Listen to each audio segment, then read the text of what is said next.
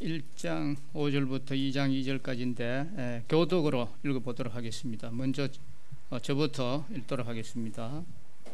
우리가 그에게서 듣고 너희에게 전하는 소식은 이것이니 곧 하나님은 빛이시라 그에게는 어두움이 조금도 없으시다는 것이니라.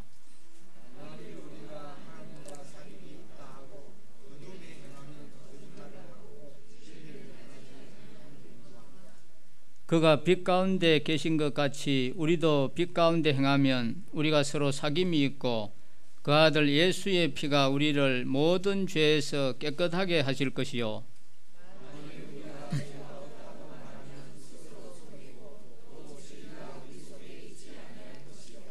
만일 우리가 우리 죄를 자백하면 그는 미쁘시고 의로우사 우리 죄를 사하시며 우리를 모든 불의에서 깨끗하게 하실 것이요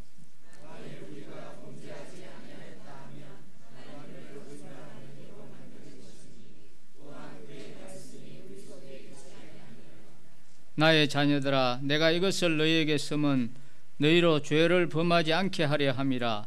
만일 누가 죄를 범하여도 아버지 앞에서 우리에게 대언자가 있으니 곧 의로우신 예수 그리스도시라.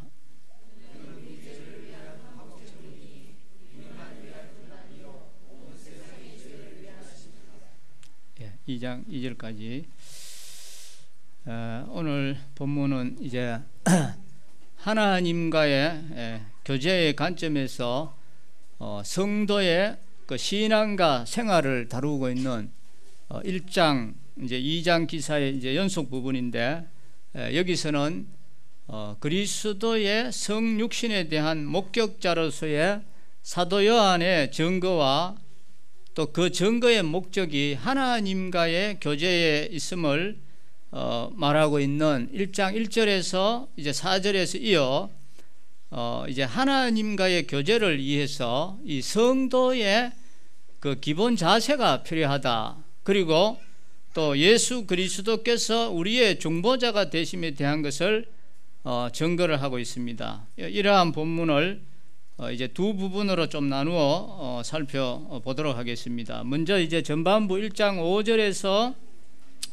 10절까지에는 이제 성도가 하나님과 교제하기 위해서 가져야 할 두 가지 기본 자세가 있어야 된다 이렇게 이야기하는데 그것이 이제 첫 번째가 뭐냐 하면은 어두움의 일을 버리고 빛 가운데 행하라는 것입니다. 이것이 5절에서 7절까지의 말씀입니다. 여기서 빛은 이제 성경에서 하나님의 거룩한 속성을 나타낼 때 사용하는 표현으로 진리, 또 순결, 진실, 정의 이런 것을 상징하는 말입니다. 그리고 어두움은 마귀의 속성을 나타낼 때 흔히 사용되는 표현으로서 무지, 또 죄악, 불신앙 이런 것을 상징하는 그런 말입니다. 성도가 하나님과 교제하기에 가져야 할 기본 자세로 두 번째가 이제 자신의 죄를 자백하고 용서받아야 한다는 것이 8절에서 10절까지의 말씀입니다.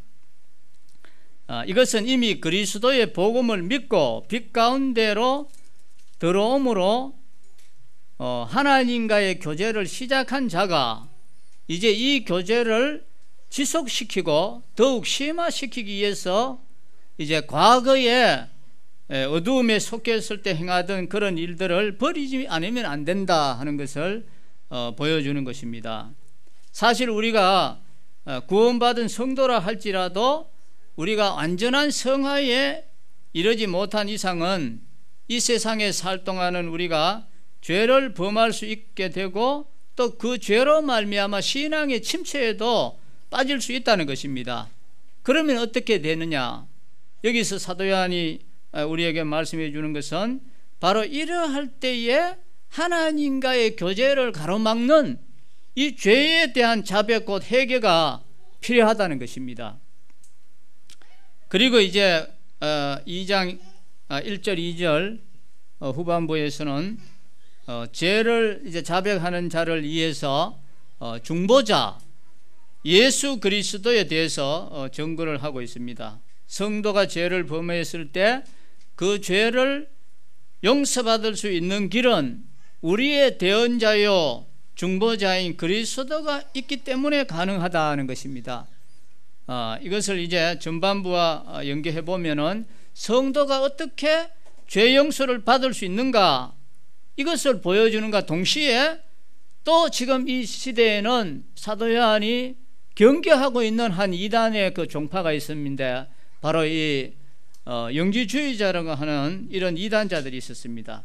이 사람들 때문에 예수 그리스도의 구주되심을 부인하는 이 영지주의자들의 미혹에 대해서 조심해야 되고, 또 그리스도만이 인류의 유일한 구주가 된다는 것을 지금 강조하기 위해서 지금 여기에 말씀을 하고 있는 것입니다.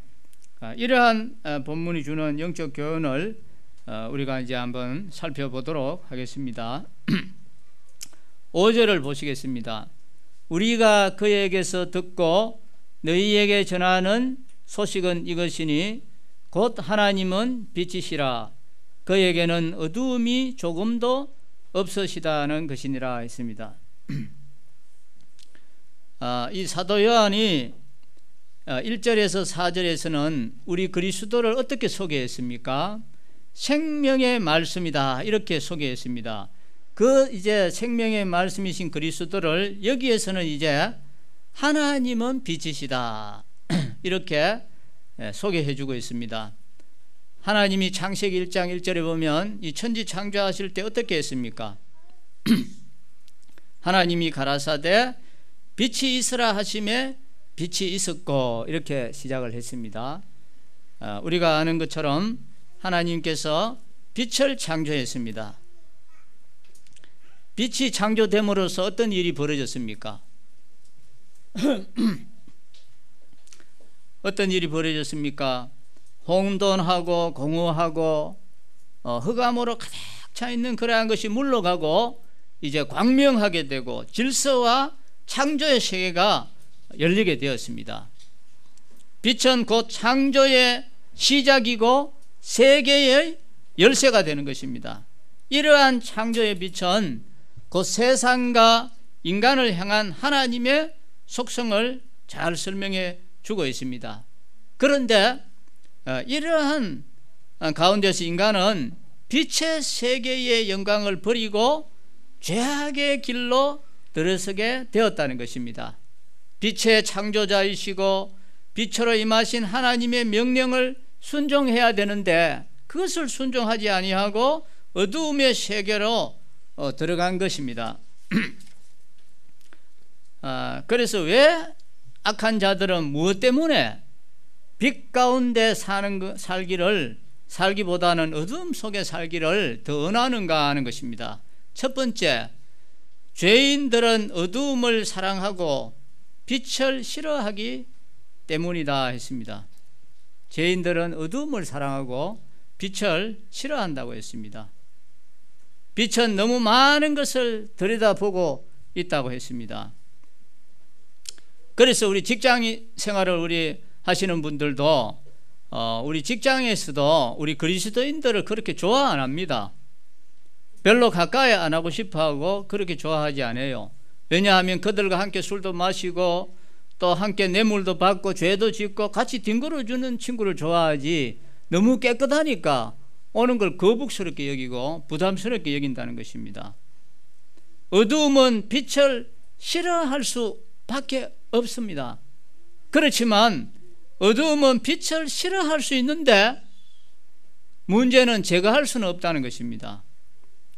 이런 것을 우리가 알면은 우리가 좀 더 담대할 수 있겠습니다. 그리고 두 번째, 빛을 두려워하는 것은 자기 행위가 악하기 때문에 그렇습니다. 무엇을 숨기고 있는 자는 빛을 싫어해요. 예를 들어서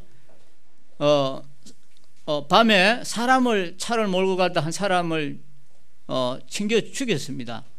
겁이 나서 도망을 갔는데 평생 이 사람은 도망 다니는 거예요. 그러니까 그런 사람은 어떻게 했습니까?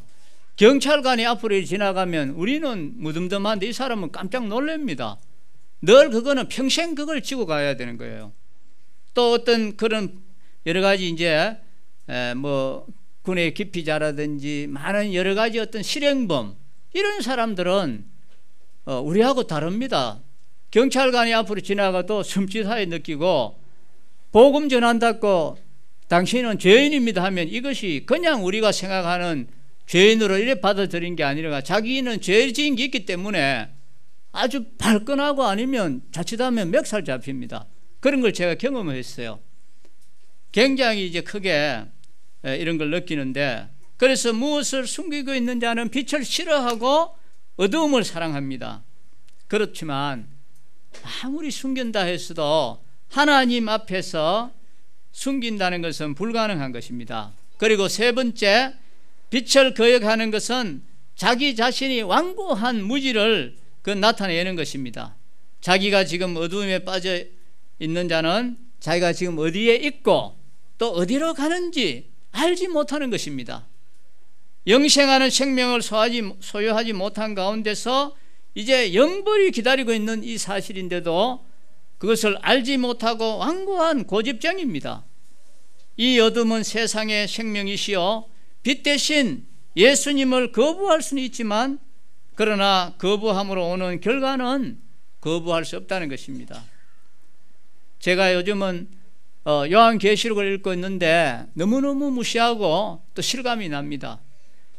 히브리서에도 하나님의 아들을 짓밟고 자기를 거룩하게 한 언약의 피를 부정한 것으로 여기고 은혜의 성령을 욕되게 하는 자가 당연히 받을 형벌을 얼마나 더 무겁게 하느냐 그랬습니다. 우리 구원받은 성도는 이제 언젠가 우리 주님께서 공중에서 나팔 소리와 함께 우리는 다 휴거 되겠습니다. 그러나 이제 이 땅에 남은 자들은 어떻게 되겠습니까? 어린 양의 진노를 당하게 된다고 했습니다. 계시록에 읽어보면 이제 핵전쟁, 또 기근, 지진 이런 것들을 쫙 이야기하고 있습니다. 지금 요즘 뉴스 들으면 계속 미사일 그것만 보여주지 않습니까? 이것이 그냥 있는 게 아니라 지금 터지지는 않을지라도 분명히 이것은 다 준비되고, 이 말씀에 보면은 분명히 그게 터집니다. 3분의 1이 다 초토화된다고 이 말씀에 다 기록이 되어 있습니다. 지진도 여러분 경험하셨잖아요. 5.8의 지진을 경험했을 때도 무시무시 안 했습니까? 최근에 제가 어린이 해관에서 7.0의 지진이 있을 때 어떤 것이 있는지를 그걸 체험하는 데서 제가 들어가서 한번 해봤습니다. 7.0이면요 이 빌딩이 아무리 튼튼하게 지어도 유리창은 다 부서집니다. 완전히 다 부서지고 엉망진창이고 너무너무 무서운 그런 이제 시대가 다 준비되어 있습니다. 그래도 우리는 그걸 못 느끼고 삽니다. 그래서 그 말씀에 보면은 어떤 기간에는 얼마나 괴로운지 정갈이 사람을 쏠 때에 괴롭게 한 것 같더라 했는데, 그것은 사람이 견딜 수 있는 최고의 그 고통이라 이렇게 말씀을 했습니다. 여기 우리가 여인들은 그 해산의 고통 말도 못하잖아요. 뭐 나는 몇 시간의 고통을 당했다, 12시간을 고통을 당했다, 하루를 고통당했다 하는데, 이 고통이 만약에 1년, 2년 영원토록 간다면은 기절할 일 아니겠습니까? 이런 고통이 지금 있는데도 그걸 잘 모릅니다. 그래서 그 말씀을 쭉 보면은 딱 피할 길은 한 군데밖에 없어요. 그 왕들도 너무너무 무서워가지고, 어린 양의 진노가 너무 무서워가 바위가 떨어져가지고 우리를 죽여달라 합니다. 얼마나 무서운지. 그런데 죽고 싶으나 죽음이 피해간다고 했어요. 너무 무섭잖아요. 죽고 싶어도 못 죽는 거예요. 딱 피할 수 있는 것은 그리스도밖에 없습니다. 그리스도 안에 있는 구원받은 우리 성도들은 엄청난 복을 받은 것입니다.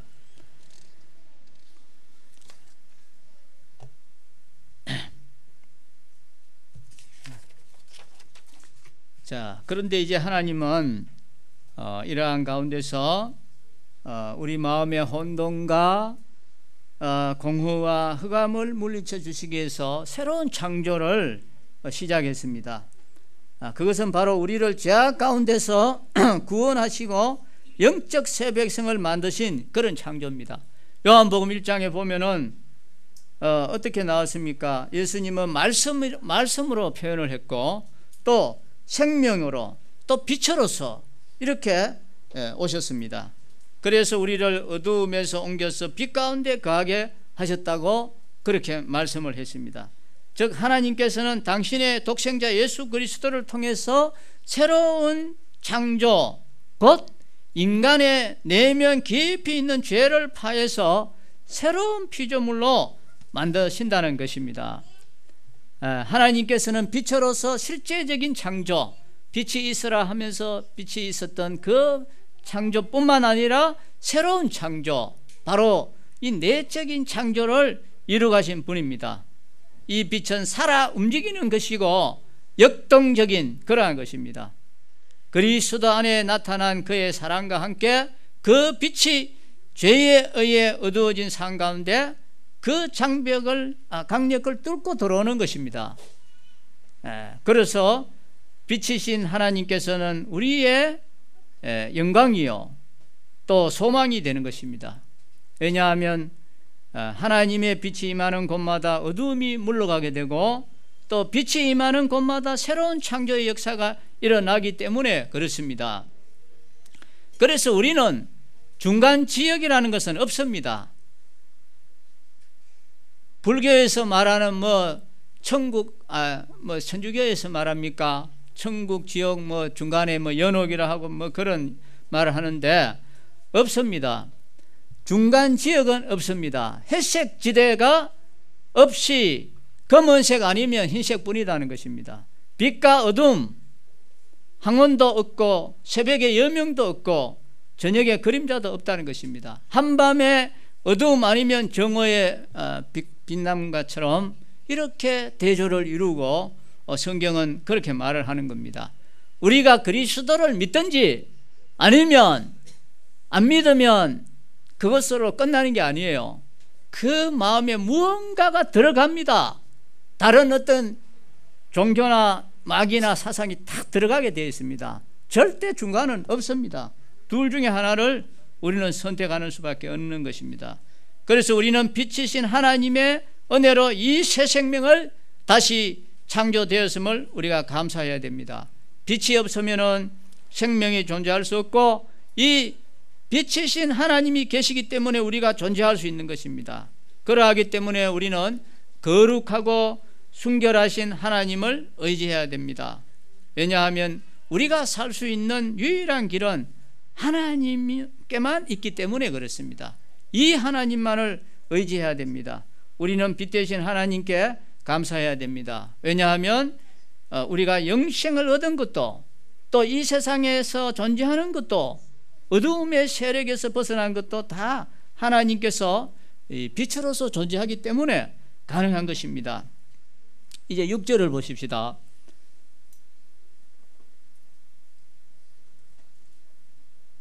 만일 우리가 하나님과 사귐이 있다 하고 어두움에 행하면 거짓말을 하고 진리를 행하지 아니함이거니와 했습니다. 너무나도 논리적이고 타당한 그런 말씀이죠.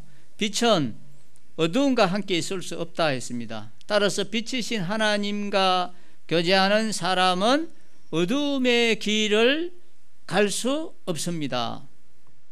아시다시피 하나님께서는 빛을 시작으로 천지를 창조하셨고 또 타락한 인간을 구원하시기 위해서 세상에 빛이신 예수님을 보내심으로 우리의 어두운 마음을 재창조하셨습니다. 그러나 이것이 완성이 아닌 것입니다. 아직도 어두움이 세상 가운데 구석구석이 어두운 것이 있다는 것입니다. 우리의 문화나 또 경제, 예술, 정치, 대중매체, 또 교육 여러 영역에서 아직도 이 큼큼한 어둠의 세력이 자리 잡고 있다는 것입니다. 그래서 우리는 빛이신 예수님을 경험한 사람들에게는 하나님께서 사명을 우리에게 줬습니다. 이제 우리 주님께서 세상의 빛으로서 사셨는데 그분이 이제 안 계시니까 이제는 우리가 그 역할을 해야 된다는 것입니다. 사명을 주셨다는 것입니다. 그래서 주님이 이렇게 말씀했습니다. 너희는 세상의 빛이라 산 위에 있는 동네가 숨기지 못할 것이라 이렇게 말씀했습니다. 그래서 우리는 이 빛의 사명을 잘 감당해야 되는 겁니다. 우리 성도들이 가는 곳마다 새 창조의 이 사역이 일어나고 어둠이 물러가는 일들이 일어나야 되는 것입니다. 내가 구원받았으면 아직까지 어둠 가운데 있는 우리 가족이 구원돼야 됩니다. 이것이 정상적인 거예요. 술집이 교회로 바뀌고 우상 숭배자가 하나님을 경배하는 자로 바뀌어야 된다는 것입니다.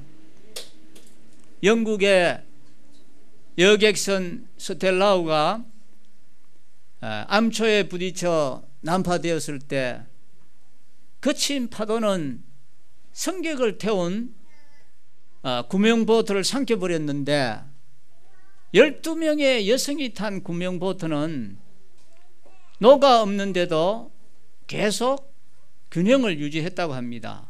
그 배에는 유명한 가수 마가렛 윌리엄스라는 분이 타고 있었는데 그녀는 승객들에게 여쭙습니다. 여러분, 이제 하나님만 의지하십시오. 그 믿음의 정표로 함께 우리가 찬송을 부릅시다라고 하였고, 이 12명의 여인들은 찬송을 부르면서 공포의 밤을 보냈습니다. 사나운 폭풍과 칠흑 같은 그 어둠 속에서도 이들은 희망을 잃지 않았습니다. 이튿날 이제 순양함이 생존자들을 찾기 위해서 찾으려고 할 때 짙은 안개 때문에 한 치 앞도 내다볼 수 없는 그런 상황에서 어디엔가 여인들의 찬송 소리가 들리더랍니다. 그래서 구조대원들이 소리가 나는 곳으로 가보니까 이 12명의 여인들이 구명보트 안에서 찬송을 부르고 있더란 것입니다. 마치 한 여인, 믿음 있는 그 여인이 12명의 생명을 구원했습니다. 믿음은 위기의 순간에 더욱 빛을 발하는 것입니다. 하나님과 사귐이 있다는 것은 빛의 자녀다운 생활을 하는 것을 말을 하는 것입니다. 그것은 곧 이웃에게 소망을 주고 어두움을 밝게 밝히는 그런 생활인 것입니다. 자, 여러분, 우리가 이러한 사명을 이제 받았는데 이것은 해도 되고 안 해도 되는 선택사항이 아니라고 했습니다. 옵션이 아니라고 했습니다. 이것은 필수라고 했습니다. 이것은 우리에게 부담을 주려고 하는 것이 아니라 오히려 하나님의 큰 은혜를 체험하는 영적 역사를 경험하는 것이라 했습니다. 이제 7절 한번 보십시다. 그가 빛 가운데 계신 것 같이 우리도 빛 가운데 행하면 우리가 서로 사귐이 있고 그 아들 예수의 피가 우리를 모든 죄에서 깨끗하게 하실 것이요 했습니다.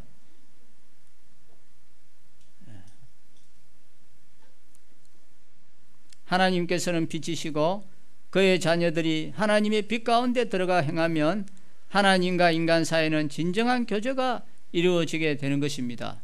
그것은 예수님께서 피를 흘리심으로 하나님과 세상 사이에 막힌 담을 헐어버리시기 때문에 가능한 것입니다. 이러한 사실은 우리를 향하신 하나님의 구원이 어떠한 것인가를 생각해 주게 되는 것입니다. 먼저 그 사실은 우리의 선행이 구원의 조건이 되지 않는다는 것을 말해 줍니다. 여기 말씀 보면은 우리도 빛 가운데 행하면 이렇게 되어 있어서 마침 우리의 행함이 있어야 예수님의 피가 우리를 깨끗하게 해주는 것처럼 그렇게 보일 수가 있는데 그건 아닙니다. 성경 문맥으로 보나 전체를 봐도 그 말이 아니라 이 말은 우리의 안전한 행함을 강조하는 말이 아니라 우리가 빛 가운데 온전히 죄인으로 드러나는 것을 말하는 것입니다. 온전히 죄인으로 드러나는 것. 우리가 하나님의 빛 가운데 죄인임이 온전히 드러날 때 그리스도의 피가 우리를 모든 죄에서 깨끗게 하신다는 것입니다. 내가 죄인인 것도 전혀 인식하지 못하는데 그것은 구원될 수 없는 것을 이야기하는 것입니다. 그래서 우리의 구원은 우리의 힘이 아닌 전적인 하나님의 섭리와 역사로 이루어지는 것입니다. 그래서 말씀에 요한일서 4장 10절에서 뭐라고 말씀하고 있습니까?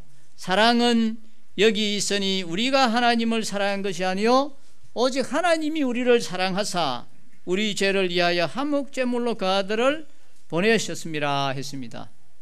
우리는 여기에서 오늘 본문 여기에서 또 감사의 강도, 또 감격해야 될 사실이 있습니다. 인간의 선행이 아무리 훌륭하다 해도 하나님의 선하심과 비교도 안 된다는 것입니다. 다시 말해서 선행으로 구원을 얻지 못하는 것과 더불어 또 알아야 될 것은 선행으로 우리가 구원받지도 못하지만 받는다 할지라도 우리의 그 선행은 모자라기 짝이 없다는 것입니다. 우리 하나님은 어떠신 분이십니까? 요한의 고백처럼 유일하신 발광체로서 빛이시단 말입니다. 그런데 우리 인간은 그 빛 가운데서 행하는 존재들 아니겠습니까? 깜깜한 어두움 가운데서 작은 촛불은 굉장히 그것이 훌륭한 가치가 있겠습니다만은, 그러나 이 태양불 앞에서 촛불이 그것은 있으나마나한 존재가 아니겠습니까?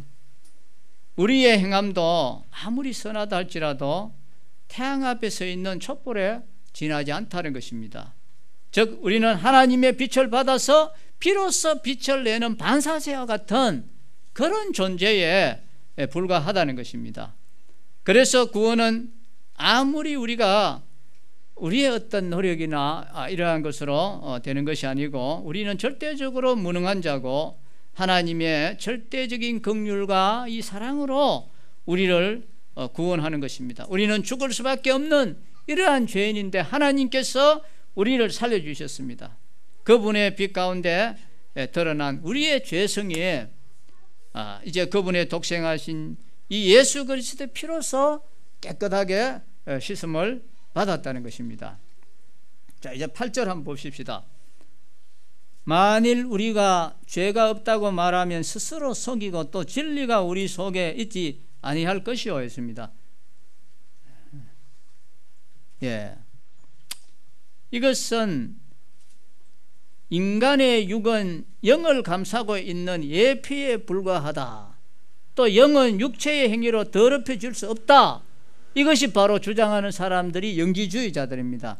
이런 사람들의 이 주장과 관련해서 이 말씀을 이제 이야기를 하는 거예요. 영지주의자들에 대해서 조금 더 설명을 드리면, 이 사람들은 자칭 그리스도인이라고 했습니다.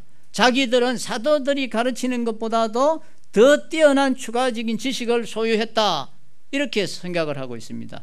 그들은 그들의 보다 깊은 진리들에 들어오지 못하면 구원이 완성될 수 없다, 이렇게 주장을 했습니다. 또 어떤 사람들은 물질은 악하고 따라서 인간 예수님은 하나님이 될 수 없다는 것입니다. 그렇게 가르쳤습니다. 그들은 예수께서 그리스도시고 또 예수 그리스도가 하나님이시자 인간이시라는 이 성육신의 진리를 그 사람들은 부인을 했습니다. 그래서 요한은 그들이 진정한 그리스도인이 아닌 것을 이제 간파를 했는 것입니다. 그래서 영지주의자들이 진정한 하나님의 자녀의 표정이 없음을 보여줌으로써 그의 이제 독자들로 그들을 이제 경계하고 깨우쳐 주기 위해서 이 말씀을 하신 것입니다.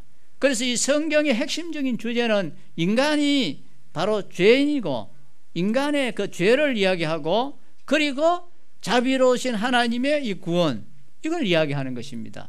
이러한 것을 전체적으로 성경의 핵심적인 내용인데, 그래서 영광의 빛을 체험한 사람들은 자신이 진정한 죄인임을 깨닫게 되는 것입니다.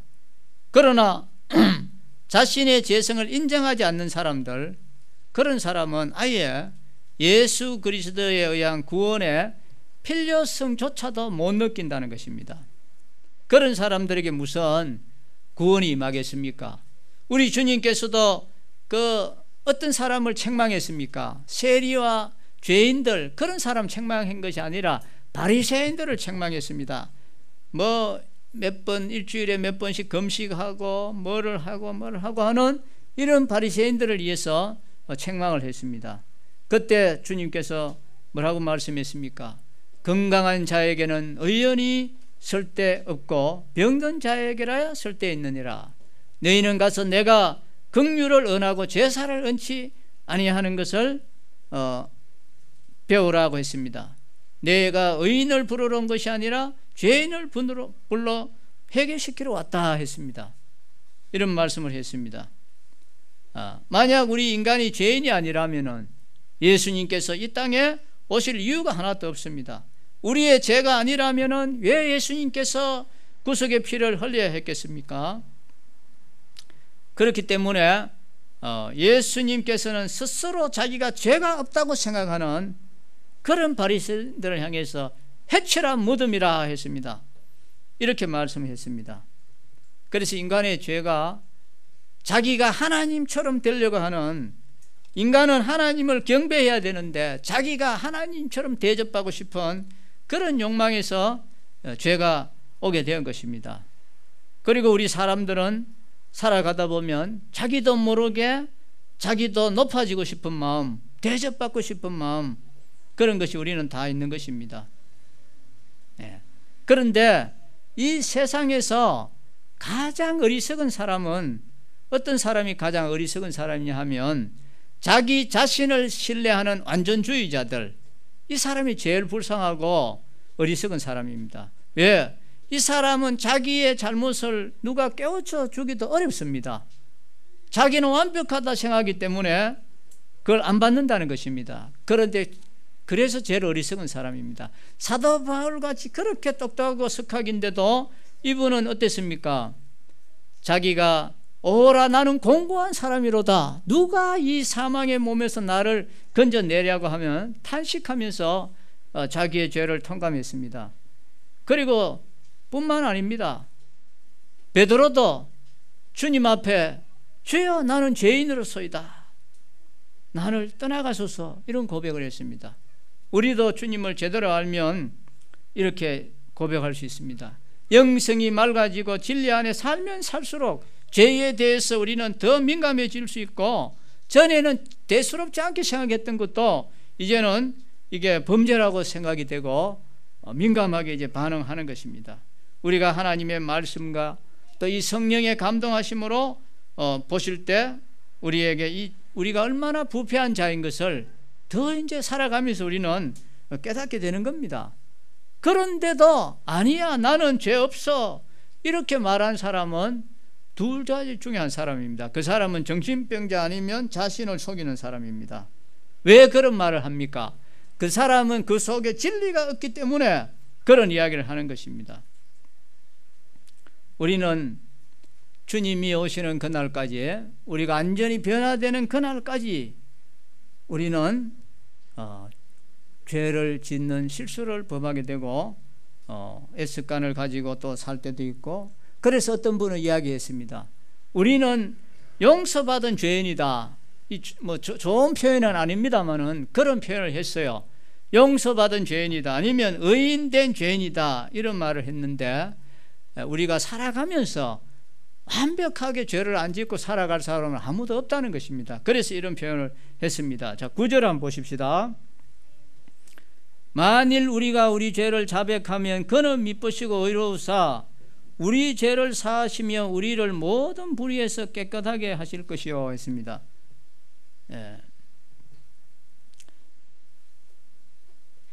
현실적으로 인간은 죄를 지을 수밖에 없는 존재라는 것입니다.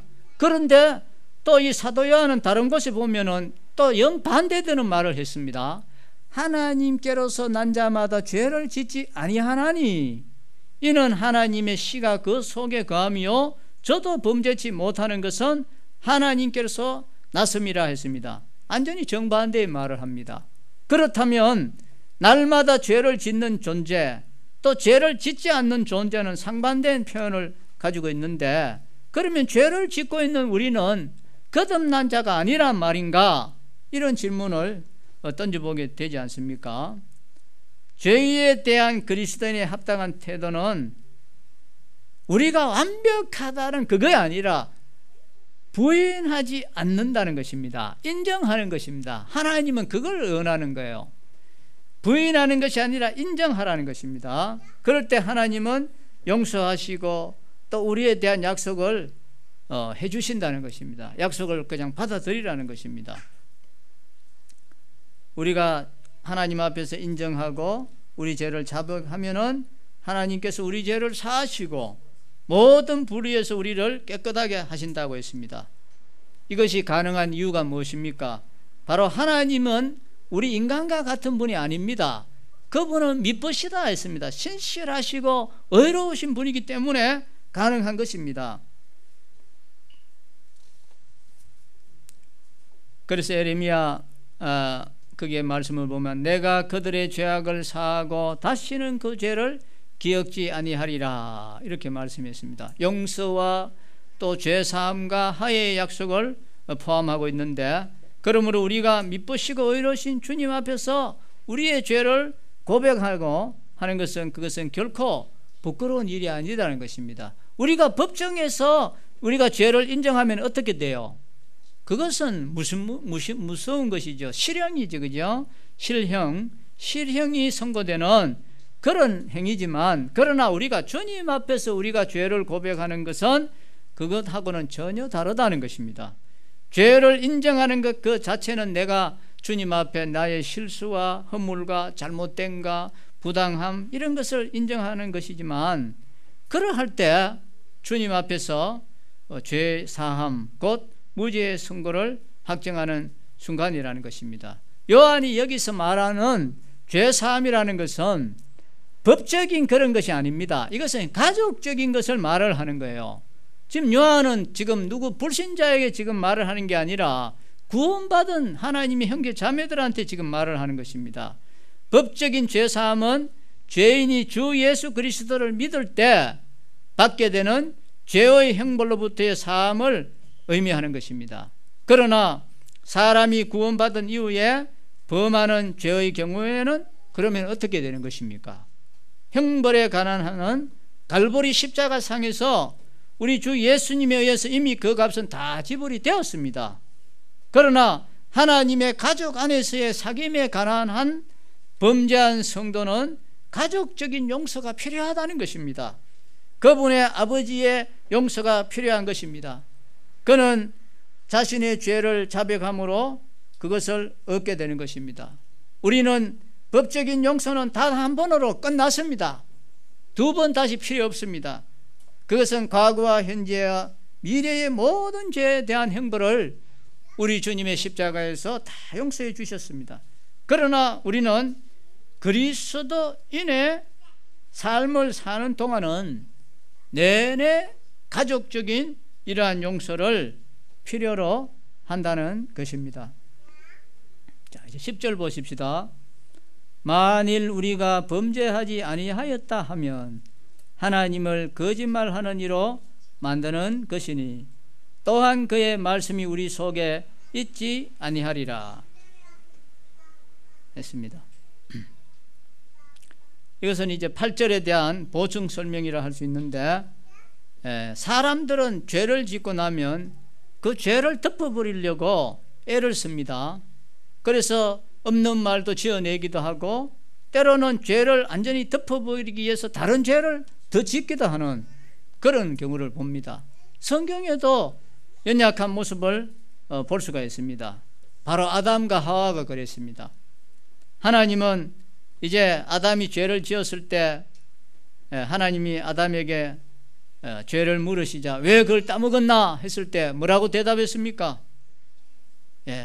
하나님께서 지어준 하와 그가 따먹으라 해서 내가 따먹었습니다. 이런 핑계를 대고 있잖아요. 그런 이야기를 하죠. 또 하와는 어땠습니까? 너는 왜 선악과를 따먹었나 했을 때 뭐라고 했습니까?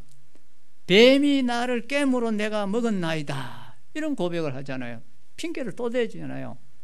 자, 이것뿐만 아니라 우리가 다윗 경우는 보십시다. 다윗 경우는 어땠습니까? 우리의 아내 바세바를 이제 취해서 간음을 행하고 그렇게 했습니다. 그런데 이 죄를 이제 덮어버리기 위해서 자기의 사랑하는 부하를 전쟁터 제일 앞장에 세워가지고 적군에 맞아 죽도록 했단 말입니다. 이것은 죄를 감추기 위해서 다른 죄를 또 짓는 그런 모습을 잘 보여주고 있습니다. 그러나 분명한 사실은 하나님께서는 이미 모든 것을 알고 계신다는 것입니다. 하나님의 눈은 불꽃같이 우리의 모든 행위와 마음의 동기를 꿰뚫어 보고 있다고 했습니다. 하나님은 우리의 행위뿐만 아니라 마음의 동기까지 다 꿰뚫어 보고 있습니다. 오늘날은 CCTV가 잘 되어 있어서 우리의 마음의 동기는 못 꿰뚫어 봐도 우리가 죄 짓는 것은 잡아낼 수 있어요. 저희 집에서 이제 교회까지 이렇게 오다 보면은 빌라가 많이 있습니다. 한날은 보니까 벽보에 뭘 크다랗게 적혀 있는 거라요. 이게 뭘 적어놨나 싶어 이러고 보니까 이제 누가 그 전기장판을 못 쓰는 걸 둘둘 말아가 자기 그 빌라 앞에다가 내버려 놨는 거라요. 그래 환경미화원이 그걸 안 가져가죠. 스티커 하나 붙여놓고 안 가져가고 며칠 놔두니까 이 사람이 이제 화가 난 거라요. 그래서 이제 이거 빨리 안 치우면은 CC 카메라 돌려가지고 고발하겠다 이렇게 했어요. 근데 이제 며칠 있다 보니까 이 카메라를 돌려가 딱 붙여놨는데 너무너무 선명한 거라요. 사람 얼굴하고 옷하고 보니까 제가 보니까 한 번씩 왔다 갔다 봤는데 그 옆에 있는 아저씨던데 그분이 그걸 떡 해놨던데 이분은 그것도 모르고 옷 입고 돌아다니는 거라요. 양심이 없는 일을 너무 많이 해요. 저희 여기 음식물 쓰레기통도 보면은 다 빼어놨는데 가져가려고 보면 그 안에 음식물 또 넣어놨습니다. 그래가지고 아주 어려운 경우도 많이 했는데 양심이 없는 일들도 많이 해요. 사람들이.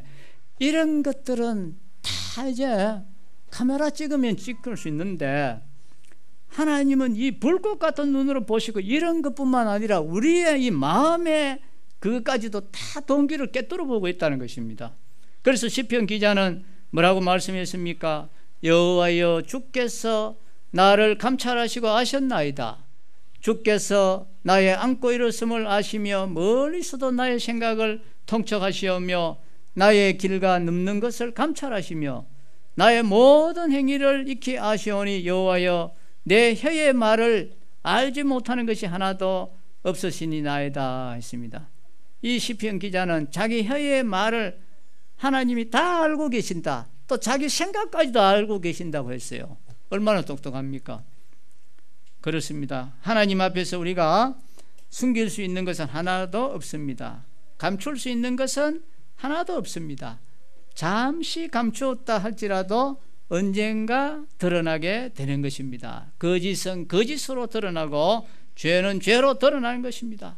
세상의 법정에서는 공소시효가 있어서 이제 그 시효가 넘으면 처벌을 안 받게 되지만 하늘의 심판대로 하늘의 심판은 그렇지 않습니다.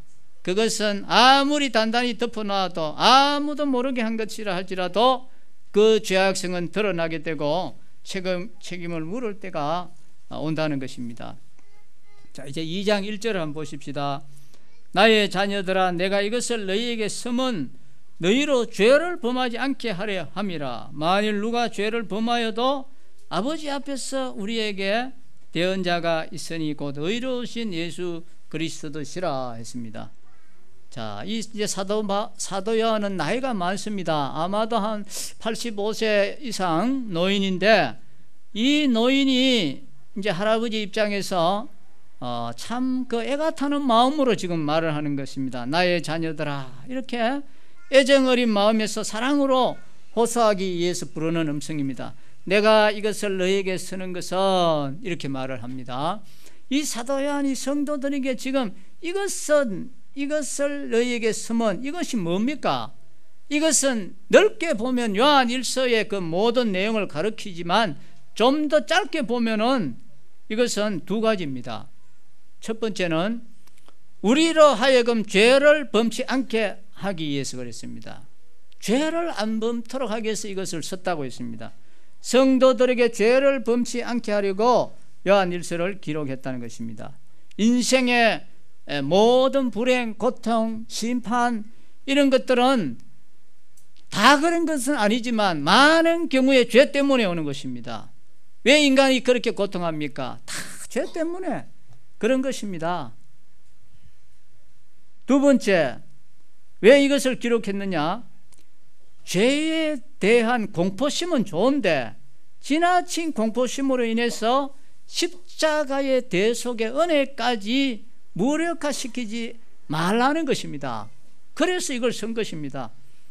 만약 우리가 범죄하였다고 하더라도 우리가 하나님 앞에 대언할 분이 계시니 곧 의로우신 예수 그리스도라 했습니다. 이 대언자란 말은 파라클로테소라고 하는 말로서 변호자, 또 위로자, 옹호자 이런 뜻입니다. 그래서 우리 본문에서는 우리 예수님을 지금 우리의 대언자라 이렇게 말씀을 했지만 우리 주님께서는 요한복음 14장에서는 이 성령님을 그렇게 이야기했습니다. 보혜사 이 성령님 할 때 성령님을 그렇게 이야기를 했습니다. 우리 주님께서는 십자가를 지시고 우리를 대속하신 것으로 사역을 끝낸 것이 아니라 우리의 믿음이 떨어지지 않도록 늘 중보의 기도를 하고 계십니다. 베드로도 잘난 체하고 그렇게 할 때 주님께서 너 잘난 체하지 마라, 내가 너의 믿음이 떨어지지 않도록 내가 기도했노라 했습니다. 우리의 대언자를 의로우신 예수 그리스도라 이렇게 말씀했습니다. 그것은 이제 다음 구절에 이제 화목제물하고도 연관되어 있지만 의로우신 분의 대속으로 우리가 의롭게 되었다는 것입니다. 또 중보의 사역으로 하나님께 용서를 받게 되었다는 것입니다. 그래서 우리는 이런 주님께서 어떻게 우리를 변호하셨는지 그 변호의 근거와 방법을 이제 2절에서 말씀하고 있습니다. 자, 2절 한번 보십시다. 그는 우리 죄를 위한 화목제물이니 우리만 이해할 뿐 아니요 온 세상의 죄를 이해하심이라 했습니다. 우리 주님께서 우리 하나님 아버지께 변호하실 때 우리가 무죄하다 이런 변론을 하는 게 아니라는 것입니다. 우리 죄를 인정하시고 무죄하신 주께서 우리 대신 죄값을 청산하니까 용서해달라 이런 청원을 한다는 것입니다. 이는 우리 주님께서 화목제물이 되셨다는 것입니다. 이것을 확인한 로스라고 하는 학자는 이렇게 말을 했습니다. 우리 변호사께서 우리를 무죄라고 주장하시지는 않습니다. 그는 우리 죄를 인정하시며 우리를 풀어주는 근거로서 자신의 대속적 희생을 제시하셨습니다. 이렇게 아주 훌륭한 그 답을 했습니다. 여기서 우리가 또 주목해 둬야 될 말씀은 우리만 이해할 뿐 아니요 온 세상의 죄를 이해하심이라 했습니다. 여기서 이제 우리가 나오고 온 세상이 나오지요. 그럼 우리는 누굽니까? 우리는 서신을 받을 그 그리스도인을 가리키는 것입니다. 그러면 온 세상은 뭐냐? 장차 이제 온 세상에 퍼져 있는 구속받을 사람을 가리킵니다. 그러나 여기서는 이제 피조물 전체에 미칠 복음의 결과까지 포함한다고 볼 수가 있습니다. 로마서 8장 20절에서 21절에 보면 이렇게 말씀하고 있어요. 피조물이 허무한 데 굴복하는 것은 자기 뜻이 아니요 오직 굴복하게 하시는 이로 말미암음이라. 그 바라는 것은 피조물도 썩어짐의 종노릇한 데서 해방되어 하나님의 자녀들의 영광의 자유에 이르는 것이라 했는데, 이 말을 이제 맥도날드 형제님이 이렇게 풀이했습니다. 아담이 죄를 범했을 때 그의 범죄는 인류만이 아니라 어디까지? 생물과 무생물을 망라 모든 피조물에까지 영향을 미쳤다는 것입니다. 그래서 땅이 저주를 받고 많은 야생동물이 무참히 죽게 되고 질병이 날짐승에게 또 물짐승 물고기에까지 영향을 미친다는 것입니다. 인간의 죄의 결과는 충격파와 같아서 모든 피조물에게까지 파문이 미쳤다는 것입니다. 그래서 이 바울의 설명대로 피조물이 허무와 좌절과 혼돈에 굴복한 것은 자기가 스스로 선택해서 그렇게 된 것이 아니라 인간의 첫 조상인 아담의 불순종으로 인해서 하나님의 선언에 의해서 자기가 마침 피해보는 것처럼 피해자다는 것입니다. 그러니까 자기도 회복되기를 기대하고 있어요. 이 피조물이 에덴에서 존재했던 이상적인 상태를 해고하면서 이제 죄의 그것이 이런 재앙을 불러왔다는 것을 생각하면서 항상 이상적인 상태로 복귀하는 희망을 가지고 있었다는 것입니다. 그때가 이르면 우리가 하나님의 자녀로서 영광 중에 나타나는 그런 영광스러운 시대의 자유를 누리기 위해서 피조물 자신도 썩어짐의 종로에서 해방될 것이다 하고 지금 기다리고 있습니다. 그러나 본문에서 분명한 것은 온 세상의 죄를 이하심이라는 것은 무제한 속죄, 즉 누구나 모두 다 구원받는다는 그 말이 아니라 다만 주 예수님의 사역은 온 세상을 구원할 만한 가치가 충분하다는 것입니다. 그러나 그것은 실제로 그분을 믿는 자들을 구원하는 데만 유효하다는 것입니다. 아무리 이렇게 해놔도 자기가 안 믿으면 끝나는 것입니다. 십자가의 한 강도가, 그 사람은 지옥 가도록 하나님이 그를 만들어 놨습니까? 자기가 안 믿었지. 예수님은 우리의 죄를 속죄하실 뿐 아니라 지금도 중보의 기도를 들으십니다. 우리가 범죄치 않게 하기 위해서 기도하시고, 또 연약해서 범죄했을 때는 하나님 앞에 우리를 변호해 주시는 것입니다. 이렇게 우리가 깨달았다면 우리는 어떻게 해야 되겠습니까? 거룩함에 이르러야 되지 않겠습니까? 지금 사도 요한은 연세가 많은 할아버지가 지금 참 간절한 마음으로 간곡히 죄를 짓지 말라고 지금 간곡히 부탁하고 있습니다. 이것에 순종할 뿐만 아니라 주의 은혜에 보답하는 성도들이 우리가 되어야 안 되겠습니까? 주님의 사랑과 은혜는 죄를 짓는 허가증이 아니라는 것입니다. 그것은 오히려 죄로부터 격리시키는 힘이 될 뿐만 아니라 선한 일의 원동력이 된다는 것을 지금 말씀하고 있습니다. 우리는 삶 속에서 어둠인 밤과 밝은 낯을 구별할 수 있습니다. 빛 아래에 있으면 어둠이란 존재할 수 없습니다. 우리가 하나님의 빛 아래에서 살아갈 때 이 죄악된 어둠은 함께 할 수가 없습니다. 구체적으로 빛 아래에 사는 삶이 무엇입니까? 우리는 늘 말씀을 떠나지 않게 하고 그것을 목에 메고 마음판에 새기고 그 진리에 따라 살아가는 것입니다. 여러분은 성경을 하루에 어떻게 읽습니까?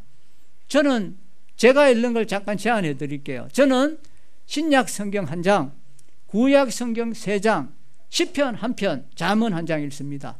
여러분 그래 한번 해보십시오. 또 자기 좋은 방법이 있으면 하셔도 되고, 특별한 거 없으면 그렇게 한번 해보시죠. 하나님의 말씀이 풍성히 거하면 우리는 그만큼 죄도 덜 짓습니다.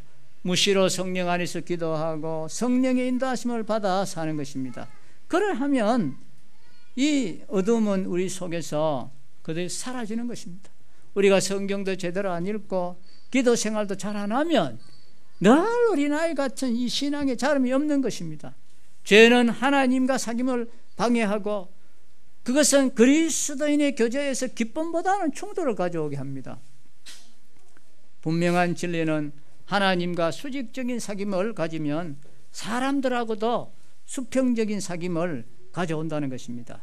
그래서 사도 바울은 그리스도의 사랑이 강건해서, 그래서 자기는 어리석게도 누구보다도 성도들을 사랑한다는 그런 이야기를 했습니다. 성도는 하나님의 빛 아래에서만 자기 죄를 발견하고 또 미워하게 되고 그리스도를 향해서 돌아서게 되는 해결을 하게 되는 것입니다. 세상에서 제일 어리석은 사람이 있다면 그것은 자기는 죄성이 없다, 실제 죄를 범치 않고 있다고 말하는 그런 사람, 이 사람이 제일 불행한 사람입니다. 왜? 그는 자기의 교만으로 하나님의 이 은총을 차단하고 있기 때문에 그렇습니다. 그런데 의외로 이런 사람이 많다는 데 문제가 있습니다. 우리는 말씀에서 자신을 비춰보고 성령께서 역사하실 때 우리는 죄를 인정하자는 것입니다. 인정하고 자백하고 용서를 받자. 그래서 하나님과의 교제가 회복하자. 하나님과의 교제의 회복이 핵심이라는 것입니다. 기도하겠습니다.